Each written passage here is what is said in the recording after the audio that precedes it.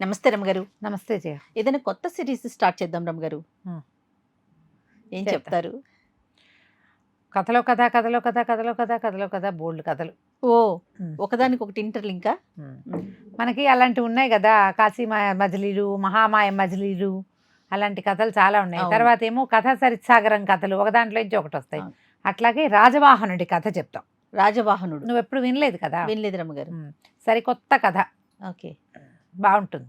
పూర్వం అంట ఈ గోదావరి నదీ తీర ప్రాంతం, అది ఈ భద్రాచలము, రామాచలము, ఘటికాచలము, అలా ఓల్డ్ అని అచలాలు వరుసగా ఉండి గోదావరి నది పరివాహక ప్రాంతంలో అన్ని దట్టమైన అడవులు. ఈ అడవుల్లో ఒక కిరాత రాజు ఉండేవాడు, దుందుభి ఆయన పేరు. ఈ దుందుభికి పుళిందిని అని ఒక భార్య, కుమారుడు కుమార్తె ఉన్నారు. బాగా వెరైటీగా ఉన్నాయి రమ్మగారు. దుందుబి పేర్లు చూడు ఎంత బాగున్నాయి. పుళిందిని ఆవిడ పేరు. ఈ కుమారుడు పేరు రాజవాహనుడు. పోనీలే, బాగుంది కదా, వాడికి మంచి మంచి పేరు పెట్టారు. కూతురు పేరు శ్రమణి. శ్రమణి అనే కూతురు, రాజవాహనుడు అనేటువంటి కుమారుడు ఉన్నారు. ఆ పిల్లవాడు చాలా అందమైన వాడు, పిల్ల కూడా చాలా అందంగా ఉంటుంది. ఈ కిరాతరాజుకి వీళ్ళిద్దరూ సంతానం. ఈయన ఈ దుందుభి పద్ధతి ఏంటంటే, ఆ ప్రాంతం అంతా కూడా విశేషంగా అందమైన పిచ్చుకలు, పెట్టలు, తర్వాత చక్కటి జంతువులు, ప్రత్యేకమైన మిగిలిన దేశం అంతా కనపడినవి కనిపించేవి. దాంతోపాటు ఆయన రకరకాల ఉచ్చులు పన్ని అన్ని ప్రాంతాల అడవుల నుంచి రకరకాల పక్షుల్ని, జంతువుల్ని తెప్పించేవాడు. పెద్ద పెద్ద శాలలు నిర్మించి వాటిలలో ఈ జంతువుల్ని, పక్షుల్ని విడివిడిగా పెట్టి వాటిని కొంచెం పోషించి పై దేశాలకి అమ్మకం చేసేవాళ్ళు. అందరికీ కూడా ఈ జంతువులు వాళ్ళ కావాలి. తర్వాత ఏమో పిట్టలు అంతఃపురాల్లో ఉండటానికి, స్త్రీలకి, చిన్నపిల్లలకి తోడుగా ఉండడానికి. మనం ఇప్పుడు కుక్కలు పెంచుకోవటంలే, అట్లా అందరికీ ఇళ్లలో ఇలా జంతువులు ఉండేవి. లేళ్లని పెంచేవాళ్ళు, కోడిని పెంచేటట్టుగానే రకరకాల పక్షులకి ప్రత్యేక శాలలు నిర్మించి కూడా ఉంచుకునేవాళ్ళు. జనాలు షౌకీన్గా ఉండేవాళ్ళు అప్పుడు. అవునవును. ఈయన రకరకాల దేశాలకి వీటిని పంపించి అమ్మకం ద్వారా విపరీతంగా సంపాదన వచ్చేది వాళ్ళకి. ఈ పిట్టని వీళ్ళు అడవుల నుంచి పట్టుకొస్తారు. అదేలే, డబ్బు ఖర్చు ఏముంది? పై దేశం నుంచి 100-150 రూపాయలు వస్తే అది ఎంత పెద్ద డబ్బు కదా. అట్లా ఎంతో సంపాదించారు. కుమార్తెకు ఒక ప్రత్యేక భవనం, కుమారుడికి ఒక ప్రత్యేక భవనం, ఇలా ఉండేవి. ఈ పిల్లలిద్దరూ చాలా బుద్ధిమంతులు. రాజవాహనుడు 2-3 ఏళ్ళు పెద్దవాడు, కానీ వీళ్ళిద్దరూ చూస్తే కవల పిల్లల్లాగా కనపడేవారు. ఒకటే రకమైన రూపం. ఆ పిల్ల ఆడపిల్ల, ఇతను మగపిల్లవాడు. ఇద్దరూ కలిసి చక్కగా అన్ని రకాల యుద్ధ విద్యలు నేర్చుకున్నారు. రాజవాహనుడు ఒక 14 ఏళ్ళు వచ్చేసరికి ఏనుగుల్ని కూడా లొంగదీయగలిగే విద్యలు కూడా వంట పట్టాయి ఆ అబ్బాయికి. జనం చాలా ప్రీతిగా ఉండేవాళ్ళు వీళ్ళ పట్ల. వీళ్ళు ఈ తండ్రి ఏర్పరిచిన ఈ శాలలన్నింటినీ చూస్తూ వాటి మీద యాజమాన్యం చేసేవాడు. అయితే ఈయన ఒకసారి వింధ్యాటవికి వెళ్ళబోతూ, వింధ్యాటవిలో కొత్త కొత్త పక్షులు, జంతువులు చాలా వచ్చి చేరాయని కబురు వచ్చింది. నేను అక్కడికి వెళ్తున్నాను, నువ్వు ఈ శాలల్లో ఉన్న జంతువుల్ని, పక్షుల్ని జాగ్రత్తగా చూసుకో. ఏవైనా పై దేశాల నుంచి ఉత్తరాలు వస్తాయి, ఉత్తరాలు తీసి పెట్టుకో. కొత్త జంతువులు వచ్చాక కొంచెం అవి ఆరోగ్యాలు సర్దుకున్నాక పంపిస్తామని తిరుగుటపా ఉత్తరాలు రాయమని కూతురికి, కొడుక్కి వీటిని అప్పచెప్పాడు. అప్పచెప్తే ఏమైంది, ఆయన వెళ్ళిపోయాడు. వెళ్ళిన తర్వాత వీళ్ళకు ఒక ఉత్తరం వచ్చింది. ఆ ఉత్తరము మహేంద్రపురం అనే ఒక దేశానికి చెందిన రాజు వసుపాలుడు రాశాడు వీళ్ళకి. ఆయనకు ఒక కూతురు ఉందని, ఆమె పేరు కల్పలత అని. ఆ కల్పలతకి ఇట్లా కొత్త కొత్త జంతువులు, పక్షుల మీద ఎక్కువ ఆసక్తి. మా దగ్గర జంతువులు తక్కువ ఉన్నాయి, పక్షులే ఎక్కువ ఉన్నాయి, ఆమెకు కొత్త పక్షులు కావాలని కోరుకుంటోంది. మీ దగ్గరికి ఏదైనా మేలు జాతి పక్షులు వస్తే వాటిని మాకు పంపించవలసింది అని ఉత్తరం రాశారు. పిల్లలు ఈ ఉత్తరం చదువుకున్నారు. ఇక్కడ ఉన్నవన్నీ అలవాటైనవే, కొత్తవి ఏమీ లేవు, అన్నీ మామూలువే ఉన్నాయి. ఉత్తరం చూసుకుని పిల్లవాడు ఏం ఉత్తరం రాశాడు, మా నాన్నగారు వింధ్యాచలం వెళ్ళారు, ఒకవేళ రేపొద్దున ఆయన తిరిగి వచ్చేటప్పుడు ఏదైనా కొత్త రకం పక్షులు కనుక వస్తే మేము మీకు ఉత్తరం రాస్తాము, 10 రోజులు పడుతుంది మా నాన్నగారు రావడానికని తిరుగుటపా ఉత్తరం కూడా రాశారు. వీళ్ళిద్దరు అన్న చెల్లి మాట్లాడుకున్నారు. కల్పలత పేరు ఎంత బాగుంది అని మాట్లాడుకున్నారు, శ్రమణి, రాజవాహనుడు. ఒక 10-15 రోజులు గడిచేసరికల్లా దుందుభి తన మొత్తం పరివారంతో సహా వెనక్కి వచ్చాడు. ఎన్ని పక్షులు, ఎన్ని జంతువుల్ని తెచ్చారో బోన్లలో పెట్టి విడివిడిగా పట్టుకొచ్చారు. మొత్తం అన్ని శాలల్లో నింపారు. నింపాక ఈ పిల్లలు మొత్తం తండ్రి కొత్తగా తెచ్చిన జంతువుల్ని చూడడానికి తిరుగుతున్నారు.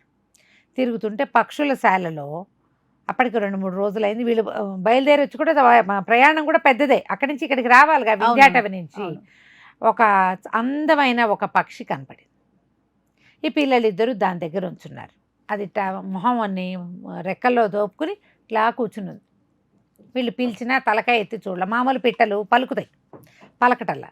అబ్బో గుజ్జు గుజ్జుగా రెక్కలు, ఇది ఎంత బాగుందో నాన్న, ఏమిటి ఈ పక్షి ఎక్కడి నుంచి తెచ్చావు ఏమిటి అంటే, ఆయన ఏమన్నాడు, ఇవి చాలా బాగున్నాయి, మేము అడవిలోకి వెళ్ళినప్పుడు ఎంత బాగా పాడుతున్నాయో, మేము ఆ పాట విని ఎవరో గంధర్వులు పాడుతున్నారని భావించాం.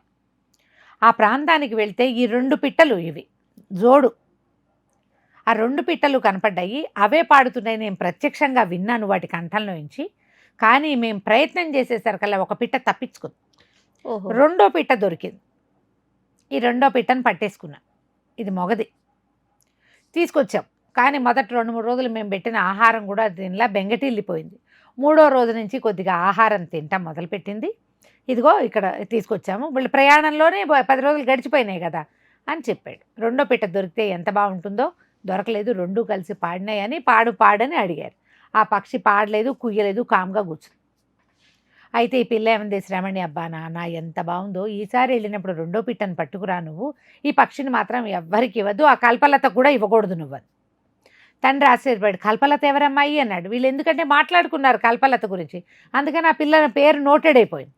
అనేసరికల్లా అప్పుడు రాజవాహనుడు ఏం చెప్పాడంటే, ఇలాగ మహేంద్రపురం నుంచి ఉత్తరం వచ్చింది నాన్న, వాళ్ళకి పక్షులు కావాలట, నేనేమో మీరు వచ్చాక పంపుతానని చెప్పాను, ఈ పక్షిని పంపద్దులే అంటే, ఈయన ఏమన్నాడు, కల్పలత నాకెందుకమ్మా, నువ్వే నాకు ఎక్కువ, అదే నువ్వు కావాలంటే ఈ పిట్టను నువ్వే ఉంచుకొని నువ్వు అన్నయ్య కూడా ఇవ్వద్దని ఒక పంజరంలో పెట్టి శ్రమణి ఉండే భవనానికి పంపించేశాడు.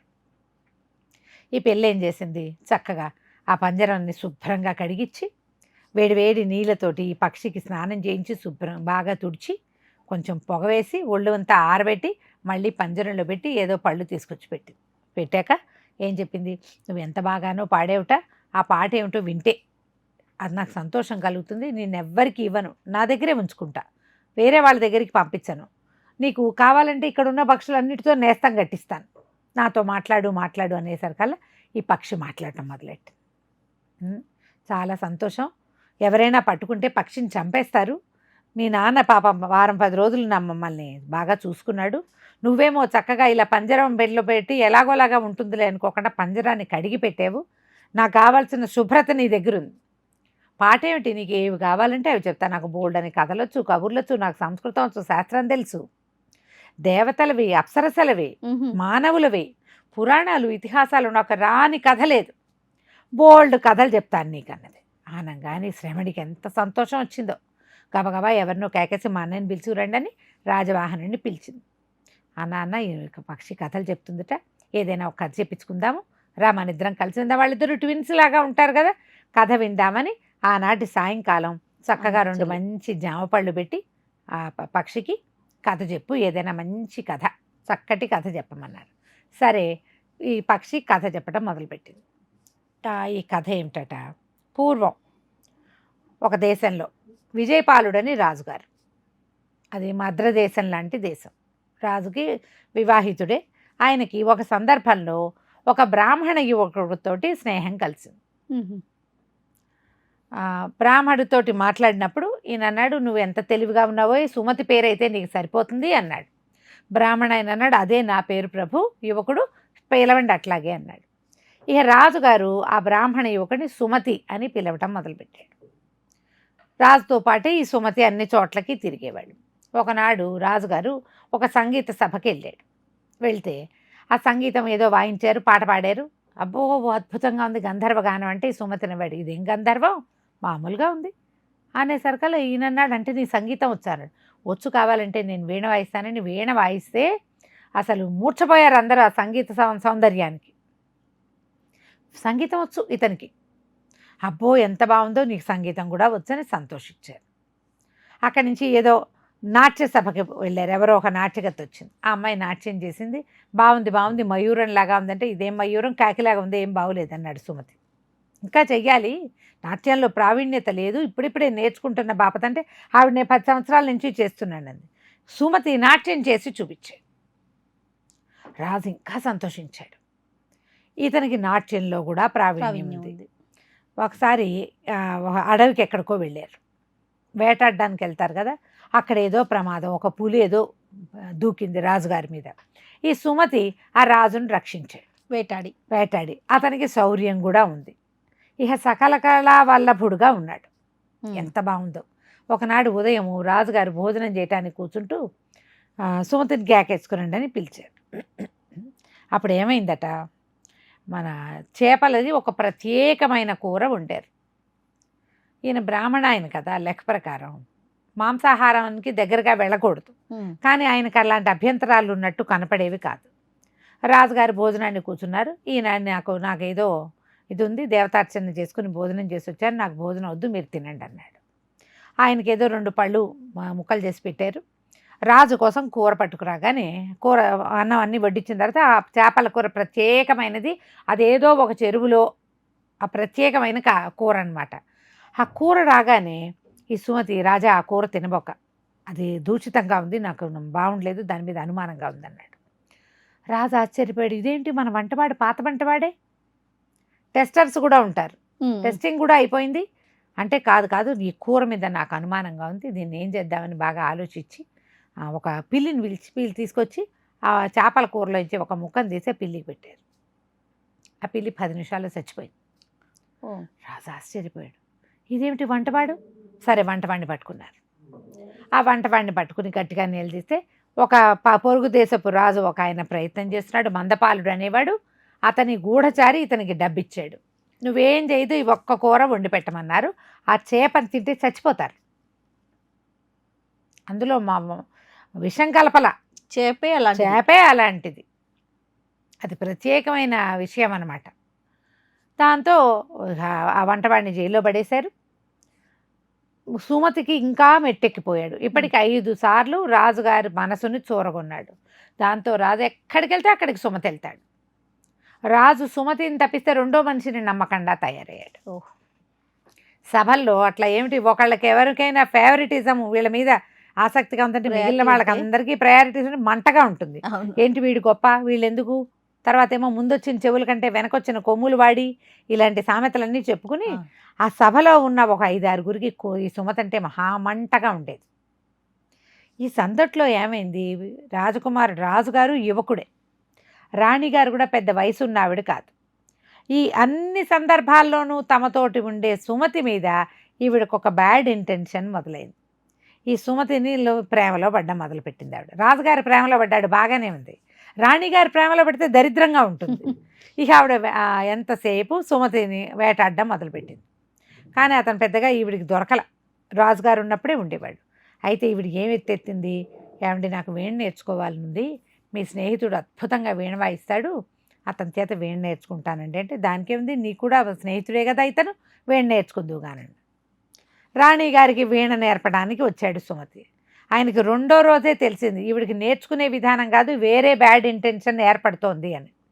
ఓసారి 2 సార్లు తప్పించుకున్నాడు.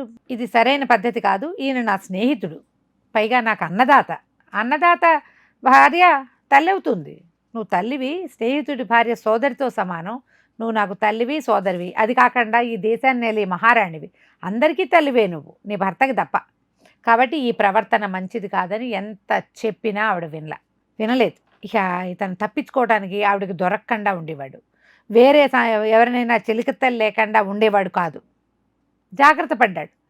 అయినా సరే ఆవిడ వేటాడడం మానలేదు. ఒకనాటి సాయంకాలం చీకటి పడ్డాక ఈయన్ని పిలిచింది, ఏదో మాట్లాడాలి రమ్మని. వెళ్ళాక అంతఃపురం అంతా ఖాళీగా ఉంది, ఆవిడ ఒక్కతే ఉంది. నేను అందరినీ పంపించేశాను, ఎవరికైనా తెలుస్తుందని భయపడుతున్నావేమో, నువ్వు నాతో స్పెండ్ చేయమని అతన్ని బలవంత పెట్టింది. అతను చాలా గట్టిగా కేకలేసాడు రాణిని, నీకు ఎంత మృదువుగా చెప్పినా అర్థం కావట్లేదమ్మా, నీకు ఇలాంటిది ఉంది, నువ్వు నాకు కనపడుతుంటే నేను వెళ్ళిపోతా ఇక్కడి నుంచి, అతను నన్ను వదలడు, నువ్వు ఈ ప్రవర్తనతో ఉన్నావు, నేను క్యారెక్టర్ అసాసినేషన్, ఇది దీనిని నా వ్యక్తిత్వాన్ని చంపుకోవాలి, అసలు నాకు ఇలాంటి ధోరణి లేదు, ఈ పద్ధతి నచ్చదు నాకు అని చాలా గట్టిగా కేకలేసి ఆమె ఇలా మీదపడి కౌగలించుకుపోయేసరికల్లా తోసేస్తాడు. ఆవిడ ఎంత విసురున ఎగిరి దూరంగా పడిపోతుంది. అతని మహాబలశాలిగా ఉంటాడు, అప్పటిదాకా ఇతన్ని బలాన్ని చూపించల, ఇప్పటిదాకా ఒక పులిని వేటాడినప్పుడు అప్పుడే అతను అందంగా కనపడుతున్నాడు, కానీ చాలా బలవంతుడు అతను. ఆ తోసిన తోపుకి ఆ రాణిగారు వెళ్ళి ఎక్కడో పడింది. చాలా గట్టిగా దెబ్బ తగిలేసింది ఆవిడకి. శరీరానికి దెబ్బ కంటే మనసుకి, ఆమె ఆభిజాత్యానికి గట్టి దెబ్బ తగిలింది. సరే ఏం చేసింది, రాజుగారిని రమ్మని చెప్పి ఈ లోపల అతను వెళ్ళిపోయాడు. సుమతి రాజుగారిని రమ్మంది. ఈవిడ బట్టలన్నీ చింపేసుకుని జుట్టు విరబోసుకుని ఒక మూలకొచ్చింది. అంతఃపురం అంతా ఖాళీగా ఉంది. ఈయన ఆశ్చర్యపోయాడు, ఎవరు లేరు ఏమిటి అని. లోపలికి వెళ్ళేసరికి ఆవిడ శోకదేవతలాగా కూర్చుంది. ఓహో నెత్తికెక్కించుకున్నావు, కాపాడాడని. వాడికి ముందు నుంచి దురుద్దేశమే ఉంది. ఇవాళ ఎవరు లేరు, అందరికీ సెలవిచ్చాను. ప్రతి వాళ్ళకి ఏవో కార్యక్రమాలు ఉంటే ఏముందిలే, రాత్రి నువ్వు కాసేపు వస్తావు, మన ఇద్దరం కలిసి ఉంటాం అంతే కదా, వాళ్ళు సేవించాల్సింది ఏమీ లేదని, సేవకుల పట్లే నేను అంత మర్యాదగా ప్రీతిగా ఉంటాను, అందరు వెళ్ళిపోయినా పర్వాలేదని ఒంటరిగా ఉంటే అతను ఇది తెలుసుకుని ఇట్లా నా మీద అఘాయిత్యం చేయబోయాడు అని వలవలా ఏడ్చింది. ఈ జుట్టు రేగిపోయి బట్టలు చిరిగిపోయి ఏడ్చి మొత్తుకుంటుంటే వాళ్ళనే కదా నమ్మాలి. అయ్యో సుమతి అట్లాంటి వాడు కాదే అని కూడా అనలేకపోయాడు రాజు. భార్యా ప్రేమికుడు, ఆడవాళ్ళు ఈ పరిస్థితి చూస్తే నమ్మకం కుదురుతుంది. ఆ ఒక్క పాయింట్ మీదే వర్కౌట్ అవుతాయి ఇలాంటివన్నీ. అక్కడి నుంచి మర్నాడు సభలో అందరికీ ప్రకటన చేశాడు, సుమతిని నేను చాలా నమ్మాను, కానీ అతను పరమ దుర్మార్గుడుగా తేలాడు, మామూలుగా లేదు ఇతని సంగతి. ఇతను ఏం చేయాలి అంటే చంపేయాలని సభలో 5-6 అరిచారు. ఈ 5-6 ఎవరు? ఈ ముందొచ్చిన చెవుల కంటే వెనకొచ్చిన కొమ్ములు వాడని మంటగా ఉన్న 5-6 చంపేయాలన్నారు. కొంతమంది ఒకళ్ళిద్దరు చెప్పారు, అలా కాదు, ప్రయత్నం చేయాలి, విచారణ జరగాలంటే మహారాణిని తెచ్చి ఇక్కడ నుంచోబెట్టాలి, ఆమె మీద జరిగిన అత్యాచార ఘటన అందరికీ తెలియజేయాలి, అవమానం కాదు రాజకుటుంబానికి, కాబట్టి చంపేయాలన్నదే పైకి వెళ్ళిపోయింది. అక్కడి నుంచి సైనికులు వచ్చి సుమతి మీద పడ్డారు. వీళ్ళకి తెలీదు అతను ఎంత గట్టివాడో. ఒక్క ఎగురున లేచాడు. అతని చేతిలో కత్తెప్పుడు వచ్చిందో కూడా వీళ్ళకి తెలీదు. ఇంచుమించు తన చుట్టూతా ఉన్న సైనికులందరికీ తలా ఒక దెబ్బ కొట్టేశాడు. వీళ్ళు చూస్తుండగానే సభలోంచి ఎగిరి బయటికి వెళ్ళిపోయాడు అతనికి ఆ శక్తి ఎక్కడి నుంచి వచ్చిందో వీళ్ళకి తెలియదు. అతన్ని పట్టుకోలేకపోయాం, అయ్యో రాణిగారికి మనసుంచలేకపోయామని రాజుకు చాలా బాధేసింది. కానీ ఒక 1-10 రోజులు ఈ హడావిడైంది. ఆ అమ్మాయి ఆవిడికి ఏం చెప్పింది, వంటవాడిని పెట్టింది కూడా వీడే, పరాయి రాజు దగ్గర నుంచి అతనికి రాజ్యం అప్పచెప్తానని ఆశ పెట్టింది కూడా సుమతే, నా కోసం చేశాడు అని రాజుని నమ్మించింది. నీకు విషయం బయటపడకుండా వంటవాడిని చంపించేశాడు. మళ్ళీ మాట్లాడితే వంటవాడి మీద విచారణ జరిగితే తెలిసేది మనకి, వాడు నోరు ముయించేశాడు అనేసరికి పరాయి రాజుల పక్క రాజ్యాల వాళ్లకు కూడా ఇతనితో ఫ్రెండ్షిప్ ఉందని నమ్మారు. కానీ ఈ మొత్తం హడావిడిలో పరదేశీయులు చుట్టుపక్కల ఉన్న రాజ్యాల నుంచి 2 రాజులు వీళ్ళ మీద యుద్ధానికి వచ్చారు. ఈ సమయానికి వీళ్ళకి సహాయం చేయడానికి సుమతి లేడు. ఈ రాజుగారు అంత యుద్ధ వీరుడు కాదు. పక్కన ఉన్న 2 రాజ్యాల వాళ్ళు వీళ్ళు ఊళ్ళోకి వచ్చేసారు. మందపాలుడు ఒకడు, అంటే విషం పెట్టించిన వాడు ఒకడు మందపాలుడు, తర్వాత వాడు భూపాలుడు, వీళ్ళిద్దరు వచ్చేసరికి ఈ రాజుగారి పేరు విజయపాలుడు. భార్య దగ్గరికి వెళ్ళాడు, నా రాజ్యం అన్యాక్రాంతం అయిపోయేలాగా ఉంది, మనకేమీ సహాయం చేయలేకపోతే. రాణిగారు వలవల ఏడ్చింది, అయ్యో నా పొరపాటు వల్ల ఇంత జరిగింది, సుమతే కనుక ఉంటే ఇలా జరిగేది కాదు చెప్పింది. నేనే అతని పట్ల ఆసక్తి కలిగి ఉన్నాను, అతను నాతో దుష్ప్రవర్తనకు ఒప్పుకోలేదు, పగతోటి నేను అతన్ని పంపించేశాను, ఇప్పుడు మనకి రాజ్యం చేజారిపోయే పరిస్థితి వచ్చింది. సుమతి ఒక్కడుండుంటే అసలు ఈ పరిస్థితే వచ్చేది కాదు, అతనే ఏదో సాధించేవాడు. ఎందుకంటే ఇంతకుముందు ఇలాంటిది జరిగినప్పుడు ఈ సుమతి ఏం చేశాడు, ఒక యక్షుడి వేషంతో వెళ్ళి 2వ రాజు భూపాలుడి దగ్గరికి వెళ్ళి, ఇది విజయపాలుడు చాలా గొప్ప రాజు, ఇతని దగ్గరికి రావద్దు నువ్వని విష్ణుదేవుడి దూతగా వెళ్ళి వాళ్ళని ఒప్పించాడు. ఆ పని కూడా చేశాడు. ఇప్పుడు ఎవరు చేస్తారు మనకి, అసలు వాడే లేడు. దాంతో వలవల ఏడిస్తే రాజు భరించలేకపోయాడు. ఇప్పుడు నేను అతన్ని నమ్మా, సంతోషంగా ఉన్నాను, నిన్ను నమ్మితే కదా నా జీవితం ఇలా అయ్యింది, నిన్ను నమ్మటం వల్ల నేను మిత్రద్రోహం చేశాను, రాజ్యం పోగొట్టుకునే పరిస్థితి వచ్చింది, ఒక తప్పు నిర్ణయంతో మొత్తం ఇదంతా వచ్చేసిందని రాణిని సంహరించేశాడు. అయితే ఏమైంది, ఈ లోపలికి చొచ్చుకొచ్చేసిన సేనలతోటి వచ్చినటువంటి మందపాలుడు భూపాలుడు విజయపాలుడిని సంహరించి ఆ రాజ్యాన్ని హడపాయించేశారు. ఇద్దరు చనిపోయారు. ఆ రాజ్యం ఇట్లా పోయింది. వాళ్ళిద్దరు మందపాలుడు భూపాలుడు ఈ రాజ్యాన్ని ఆక్రమించారు అని చెప్పింది పక్షి. అప్పుడు వెంటనే శ్రమని అడిగింది, సుమత ఎక్కడికి వెళ్ళాడు మరి అన్నది. సుమత వెళ్ళిపోయాడు కదా, సుమత ఎవరు, అతనికి అట్లా చేయగలిగే శక్తి ఎట్లా వచ్చింది అడగంగానే ఈ పక్షి అంది, ఏమో నాకు తెలీదు అంది. ఈ శ్రమని రాజవాహనుడు ఆశ్చర్యపోయి, ఇంత కథ చెప్పావు కదా, సుమత ఎక్కడికి వెళ్ళాడో చెప్పాలి కదా నువ్వు. అతను ఏమయ్యాడు అంటే, ఏమో నేను ఇంతవరకే విన్నా, ఈ తర్వాత కథ సుమత ఏమయ్యాడు అనేది మా ఆవిడకి తెలుసు, కానీ ఆవిడనేమో ఆమె నాన్నగారు తీసుకురాలేదు, నేను ఒక్కడనే ఇక్కడున్నా. మా ఆవిడ స్త్రీ పక్షి దొరికినప్పుడు ఆ మిగిలిన కథని మీరు వినొచ్చు. బాగుంది. అంటే వీళ్ళిద్దరూ బిక్కమొహాలు వేసుకున్నారు. ఆ పక్షి కావాలి మనకి. వెంటనే శ్రమణి పరిగెత్తుకుంటూ వాళ్ళ నాన్న దగ్గరికి వెళ్ళింది. నాన్న, రెండో జంట పక్షి ఉంది కదా, ఆ పక్షిని తేవాలి నాన్న అని. ఎందుకమ్మా ఇప్పుడు అది ఎందుకు, దీంతో ఆడుకో అన్నాడు. కాదు నాన్న, ఈ పక్షికి సగం కథ తెలుసు, రెండో మిగిలిన సగం తెలిసిన పక్షి వింధ్యాటవిలో ఎక్కడో తిరుగుతోంది, నువ్వెవరో ఒకళ్ళకి చెప్పు, ఆ రెండో పక్షిని పట్టించు. సరే పట్టిస్తానన్నాడు. ఇప్పుడు రెండో పక్షి దొరికిందా? ఈ కథ రెండో భాగం వీళ్ళు మళ్ళీ విన్నారా? తర్వాత ఏం జరిగిందో మనం తర్వాయి భాగంలో చూద్దాం. తప్పకుండా రమ్మగారు, చాలా ఇంట్రెస్టింగ్ ఉందండి. నమస్తే. నమస్తే చే. And for more videos, please subscribe to iDream. Please subscribe to iDream. Please subscribe iDream. And please subscribe to iDream. For more videos, subscribe to iDream. please like, share and subscribe to the channel. Congratulations, iDream. Subscribe to iDream. Subscribe to iDream. So subscribe to iDream Media. iDream ki iDream team andarki huge congratulations. Please subscribe iDream Media. Please subscribe to iDream. Subscribe iDream. Please subscribe to iDream. iDream అంటే నా కళల ఛానల్ను subscribe చేసుకున్న నోరు తిరుగుతలేదు, మీరైతే గంట గుర్తు కొట్టండి. For more such videos, please subscribe to iDream. Subscribe to iDream. Please subscribe to iDream. Please subscribe iDream Media. Please do subscribe to iDream. Please subscribe to iDream Media. For best entertainment and information, please subscribe iDream. And don't forget to subscribe to iDream.